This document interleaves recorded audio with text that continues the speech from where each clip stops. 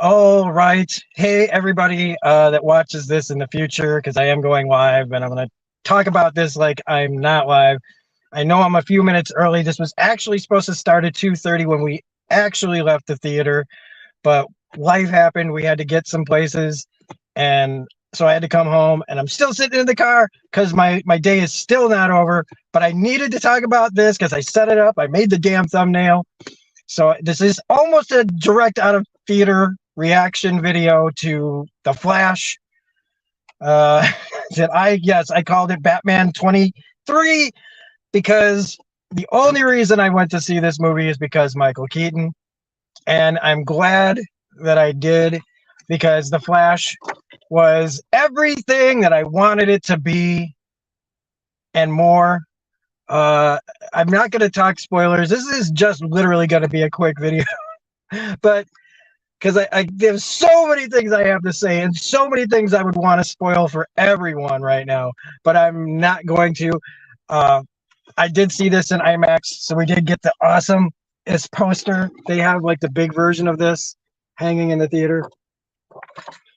So, is The Flash worth seeing? Apparently it is. I'm going to see this movie multiple times, and I've said that in the past and not meant it, and not going to see things until they came back on the streaming or Blu-ray. But this movie I'm legit going to see at least 2, 3, 4 times. I saw the original Batman 6 times back in 1989, okay? I was almost 15 years old when the original Batman came out, and that movie pretty much defined me for a really long time. I the VHS copy of Batman that I received when I was a kid was like a prized possession to me. Michael Keaton's Batman, next to Kevin Conroy's voice acting, is my favorite Batman, always has been. Everybody, different people have brought different things to the character, but Michael Keaton I've always liked in general. So him coming back for this movie was big time. But as much as I loved every single second of all of it, there's still a decent movie in here. And for Flash fans who, even like me, was wondering back in the day, why don't you just make Grant Gustin, the show Flash, the Flash for the movie? But it doesn't matter. Ezra Miller is really good in in this movie. They call out so many different things. This movie is tongue in cheek. There's so many inside references. There's so many great moments, and I actually had fun at the movies uh, since last time I went, which was Dungeons and Dragons. And both of those movies have one thing in common: John Francis Daly, who has been. I know that this is a big project, and there's multiple names and multiple people all over this, and so much hard work went into this. But I want to point out John Francis Daly has been really bringing out to some scripts, making movies fun, going back to Game Night that I have a review that I owe somebody for that we're going to get around to, because between Game Night, Dungeons and Dragons, and now like working on movies like The Flash, John Francis Daly is, I don't know what I don't know what he contributed to the script, but I feel like he's contributing to, like, when you notice a Quentin Tarantino touch in a movie that he touched, you can always spot like the little line or moments or scene where somebody has stepped in and punched something up. And D, I'm glad you're here. Yes, I did like it. I liked it so much. And like, I don't want to derail this by all that, but like, okay. They also handled the multiverse in a way that I didn't expect, that I really appreciated. That I've talked about the multiverse stuff being like a go-to thing for everything, and it's basically going to be used all the time now.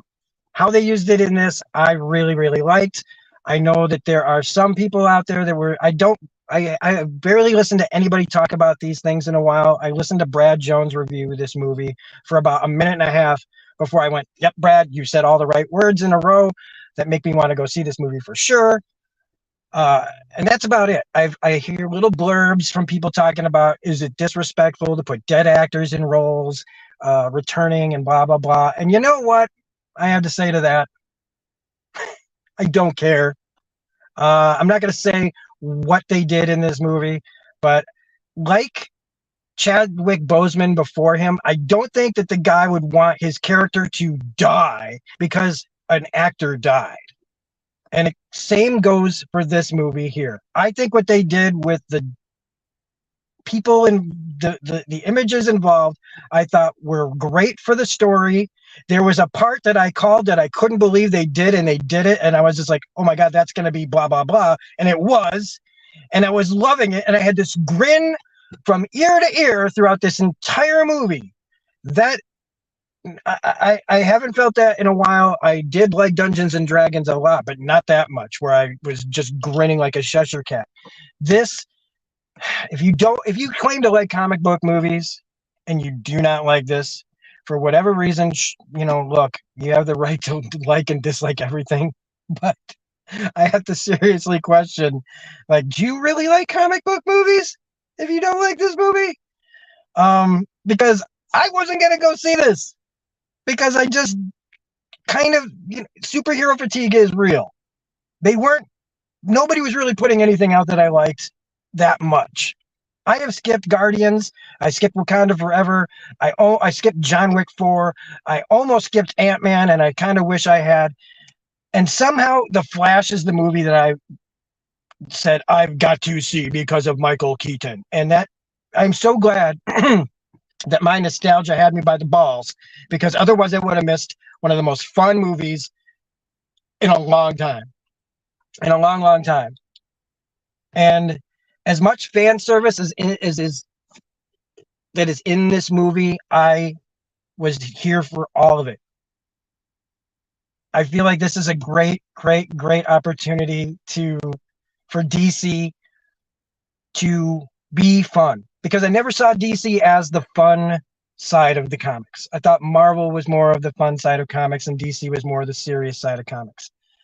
But with James Gunn's Suicide Squad and the absolute insanity that Aquaman was, embracing its comic book side, and now The Flash just breaking all the usual rules and doing a lot of Spider-Man No Way Home stuff, except when I didn't like what they did in Spider-Man No Way Home, I loved what they did here, and it was basically kind of like giving us the same kind of things, with it. Minor spoilers for Spider-Man No Way Home for all three people that haven't seen that movie. All of them Spider-Man came back, right? But for some reason, I was fighting that. I was like, I just couldn't. Just something about the whole thing I just couldn't accept. And I've gone in about Sony and all blah blah blah blah. But I have my same kind of issues with all the other companies too that do this. And this movie just, again, DC is looking like it's going in the right direction. I also hope that they keep Ezra Miller. I hope Ezra Miller gets the help that he needs, because I don't think that because I don't know. I'm not going to judge Ezra Miller. There's a lot of worse things going on in the world. There's a lot of worse things going on in Hollywood. There's a lot of worse things going on everywhere. And I hope that guy gets the help he needs, because I want him back as the Flash, lickety split, because I've never liked him more than I liked him in this movie as the Flash. And there are people that I didn't like as other characters and other things that they've done that I'm even more willing to give them a chance now because of this movie. And if I stated all the awesome things that were awesome that shouldn't be awesome, but they're in this movie. And look, the criticisms I would have is mostly because the IMAX theater I was seeing it in was super loud. And very beginning of this movie, I thought it was going to be so loud that I wouldn't even be able to really enjoy the movie. But it kind of upped and downed it, so the sound wasn't too bad all the time. And then I looked over next to my sister, and there's this little kid sitting with his mom. I looked at his face as he's watching Batman and Flash fly around, and his look on his face and the excitement in his eyes. And I realized again, that's what this is for. I was 14 when this movie came out, and I was in love with heroes and villains, and still am today. And this kid's getting to experience this now, and that's what it's about, man. It's about them. It's not just about us that grew up with this stuff. They're the ones that get to fall in love with this stuff, not just us. We don't hold ownership over it because we've been man children or woman children, and we've been loving this stuff our whole lives. It doesn't matter. It does not belong to one person. It belongs to every generation. And this kind of movie brought it for all generations to enjoy. And I hope that, man, I hope this movie makes people like, yeah, it's going to make a ton of money, but I hope that it makes the studios and other people that want to make these movies think about the screenplay more, think about getting the right people to write these movies good, because they don't have to be Shakespeare, but they don't have to be dog shit either. And these movies just need to be fun comic book movies. That's all they need to be for me, you know, and anything else is bonus, because life's too short to get this twisted up over superheroes and comic books, right? And we all get twisted up. I get twisted up over dumb things too, but not for this. So I really can't stress enough how you should go see this movie. Michael Keaton's great. Ezra Miller's great. The cast of characters, everything in it is just flying at you and hitting me in all the right spots, to where I must have been bothering my sister on the way home because I just had so many things to say. So I'm not going to spoil this. If anybody wants me to talk about the spoilers in this movie, let me know in the comments section below, because I will spoil the shit out of this movie. I am so ready to talk about this movie with other people that have seen it. I might wait a day or two to make a spoiler video. I don't know. But again, leave it in the comments section. Like and subscribe to the channel if you like this video. I'm trying to find my voice again, everybody. And with movies like this coming out, it really helps me find my voice again, because I've been really struggling with that. So thanks everybody who watched this. Go see The Flash.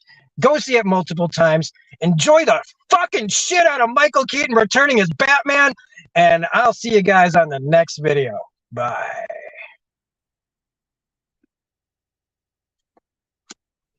Except it won't end. It never ends on StreamYard.